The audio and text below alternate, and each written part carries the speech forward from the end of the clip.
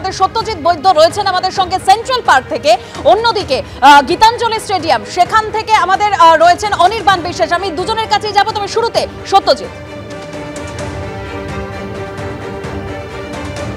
দেখো, এই মুহূর্তে ছবিটা তোমাকে দেখাবো যে সেন্ট্রাল পার্কের লাগোয়া যে বিধাননগর মেলা উদ্যান, ঠিক সেখানেই কিন্তু এই যারা উত্তরবঙ্গের বিভিন্ন জেলা থেকে আসছে, মূলত দার্জিলিং, আমি দেখাতে বলবো যে সন্দীপ পালকে দেখাতে বলবো, এখানে দার্জিলিং, কোচবিহার, দিনাজপুর এই সমস্ত জেলা থেকে যারা আসছেন তাদের এখানে থাকার বন্দোবস্ত করা হয়েছে। এবং তুমি দেখতে পাচ্ছ যে এখানে একটা আলাদা করে শহীদ মঞ্চ করা হয়েছে, অমর 21শে জুলাই লেখা রয়েছে সামনে। এই মঞ্চের সামনে কিন্তু তৃণমূলের কর্মী সমর্থকরা যারা এখন এখানে রয়েছেন তারা জড়ো হয়েছেন। এরা মূলত উত্তরবঙ্গের বিভিন্ন জেলা থেকে এসছেন এবং যেমনটা জানানো হচ্ছে যে এই সংখ্যাটা এই মুহূর্তে প্রায় 30,000 এবং এই সংখ্যা দিনভর আরও বাড়বে এবং এখানে থাকা খাওয়ার বন্দোবস্ত করা হয়েছে। আপনি কোত্থেকে এসছেন? তপন থানা থেকে এসছি, দেখার জন্য এসছি। আমি দক্ষিণ দিনাজপুর থেকে বুনিয়াদপুর পৌরসভা থেকে এসছি। আমাদের এটা অবশ্যই কালকে মমতা ব্যানার্জি আমাদের কি বার্তা দেয়, সামনে 26শে ভোট, সেই ভোটের প্রস্তুতি আমরা এখান থেকে শুরু করব। একেবারেই আগামী যে বিধানসভা নির্বাচন সেদিকে তাকিয়ে কিন্তু তৃণমূলের কর্মী সমর্থকরা, তুমি দেখতে পাচ্ছ যে এখানে তারা এসছেন বিভিন্ন জেলা থেকে। দলনেত্রী কি বার্তা দেন সেই বার্তা নিয়ে তারা জেলায় জেলায় পৌঁছবেন। আমরা শুনলাম কর্মী সমর্থকরা বলছেন 26এর ভোটের প্রস্তুতি আমরা শুরু করব। আগামীকাল তৃণমূল নেত্রী কি বার্তা দেন সেদিকেই প্রত্যেকের নজর। আর এবার আমরা যাব গীতাঞ্জলি স্টেডিয়াম, সেখান থেকে আমাদের অপর প্রতিনিধি অনির্বাণ বিশ্বাস রয়েছেন আমাদের সঙ্গে। অনির্বাণ, হ্যাঁ দেখো, একদমই গীতাঞ্জলি স্টেডিয়ামেও কিন্তু ইতিমধ্যে মালদা মুর্শিদাবাদ থেকে যারা তৃণমূল কর্মী সমর্থকরা আসতে শুরু করেছে। আমার পিছনে যে হ্যাঙ্গার করা হয়েছে সেই হ্যাঙ্গারের মধ্যে কিন্তু ইতিমধ্যে প্রচুর তৃণমূল কর্মী সমর্থকরা আসতে শুরু করেছেন এবং তারা কিন্তু তাদের মধ্যে অনেকেই কিন্তু এসে বিশ্রাম নিচ্ছেন, কেউ কেউ শহর দেখতে বেরিয়ে পড়েছেন। আমরা এখানে যারা রয়েছে তাদের সঙ্গে কথা বলি। আপনারা কোন জেলা থেকে এসছেন? আমরা মালদা জেলা হরিশ্চন্দ্রপুর থেকে আর কি। আপনারা কি কালকে মুখ্যমন্ত্রী মমতা বন্দ্যোপাধ্যায়ের বার্তা শুনতে? একদম, আমরা তো প্রায় 3 মাস ধরেই টিকিট করি, আর 3 মাস ধরেই মানে মনের মধ্যে একটা উৎসাহ থাকে কি আমরা যাব, 3 মাস ধরেই তৈরি করি। অ্যাকচুয়ালি টিকিটের ব্যাপার থাকে হরিশ্চন্দ্রপুর ট্রেন লাইন এরিয়া। তো আমরা 21শে জুলাই, যেহেতু 2026 এটা খুব গুরুত্বপূর্ণ 21শে জুলাই, সেই জন্য মুখ্যমন্ত্রী আমাদেরকে কি আদেশ দেন আমাদের কর্মীদের জন্য, আমাদের জন্য, সেটার উপর কিন্তু তাকিয়ে আছি।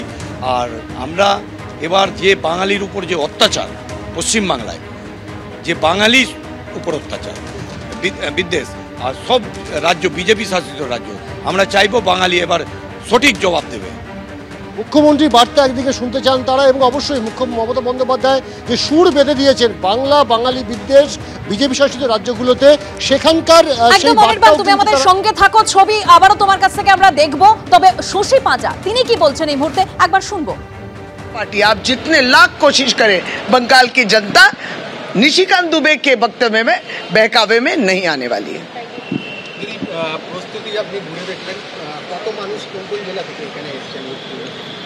উত্তীর্ণতে আমাদের পুরুলিয়া এসছে এবং আরেকটা জেলাও এসছে। পুরুলিয়া জেলা অধিকাংশ এসছে, অন্যান্য সমস্ত জায়গা আমি যেমন কুচবিহার, মুর্শিদাবাদ, উত্তর দিনাজপুর, দক্ষিণ দিনাজপুর হ্যাঁ দেখেছি। আমাদের বিনানি ধর্মশালাতে দক্ষিণ দিনাজপুর দেখলাম, কুচবিহারও দেখলাম। মিশ্র অনেকেই এবার বছর পর বছর যারা আসে তারা আবার এই যে জায়গাতে আমরা রাখি তারা চিনে গেছেন। আমরা যদি নির্দিষ্টভাবে কোনো জেলাটাকে বলি যে এই জেলা এখানে যাও, তারা আবার কিন্তু ওই পুরনো জায়গায় চলে যায়। এটাও একটা বিষয় রয়েছে। তবে তাদের সকলেরই খাওয়া দাওয়া, এবার দেখছেন স্বাস্থ্য শিবিরগুলো হয়েছে খুব ভালোভাবে, যাতে ভালোভাবে সুন্দরভাবে তারা প্রত্যেকে এসছেন দিদির কথা শুনতে। এটা তো আবেগ, এটা তো আবেগ। আপনি ভাবুন 1993 সালেতে যখন মমতা বন্দ্যোপাধ্যায় এই আন্দোলনটা সংগঠিত করেছিলেন, তখন 13 জনকে মেরে ফেলা হয়েছিল। তখন তদানীন্তন বামপন্থী সরকার, লাল পার্টির সরকার ছিল, এবং তারা ওই আন্দোলন দেখে মমতা বন্দ্যোপাধ্যায় লড়ছিলেন কিসের? যে আপনার হাতেও ভোটার কার্ড থাকুক, আমার হাতেও ভোটার কার্ড থাকুক। এই লড়াইটা তো মানুষের আন্দোলন ছিল, তাতে চলল গুলি, 13 জন মারা গেলেন। আপনি পুলিশ, আপনি যদি মনে করেন কোনো আন্দোলনকে কন্ট্রোল করতে চান, আপনি হাওয়ায় গুলি দিন, মানুষ ভয়ে এলোমেলো হয়ে যাবে। কিংবা আপনি যদি সত্যি মারতে চান তাহলে আপনি হাঁটুর নিচে মারুন, তাতে তো তার মৃত্যু হয় না, কিন্তু হাঁটুর উপরে মারা হয়েছে, মারবার জন্যেই মারা হয়েছে এবং 13 জন মারা গেছে। আজকে 2025-এ আমরা যখন দাঁড়িয়ে আবার আপনার হাতে ভোটার কার্ড, আমার হাতে ভোটার কার্ড, যারা পুরুলিয়া থেকে এসছেন এখানে থাকতে তাদের হাতে ভোটার কার্ড, বলে নাকি এইটাতে নাকি ভোট দেয়া যাবে না, এটা নাকি আপনি ভারতবর্ষের নাগরিক বলে প্রমাণ নয়। আপনি ভাবুন, এই ভোটার কার্ডই কিন্তু আমি যদি ভোট দিতে চাই, কে দিতে পারে? যে ভারতবর্ষের নাগরিক। তাহলে কিভাবে আমি ভোটার কার্ড দেখালাম, কি রেশন কার্ড দেখালাম, কি আধার কার্ড দেখালাম, আজকে বলে না এই কার্ডগুলো ভোটে চলতে পারে না। ভয়ানক পরিস্থিতি, যার জন্য 1993 সালের 21শে জুলাই লড়াই, ঘুরে ফিরে আবার আমার হাতে ভোটার কার্ড, সেটা বিপন্ন, বলছে গ্রহণযোগ্য নয়। এই লড়াইটা অনেক দূর যাবে।